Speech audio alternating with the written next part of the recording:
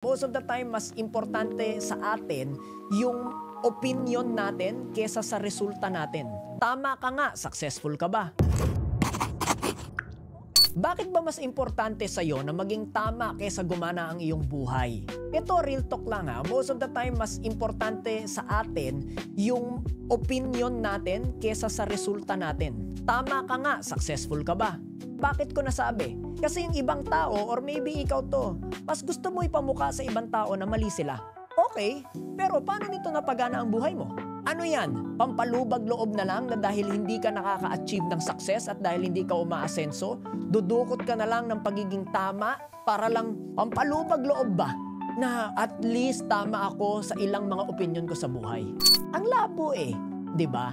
Hindi ba dapat na ang priority mo sa iyong buhay ay ang iyong development? Hindi ba dapat na ang priority mo sa buhay hindi really yung pagiging tama kung hindi pagiging maganda ang iyong outcome, yung resulta, especially pagdating sa iyong buhay? Masyado kang focus sa ego mo. And sorry to say, yung ego mo ang nagpapahamak sa'yo. O let's pretend, sa ilang opinion mo, tama ka nga, broke ka pa rin naman.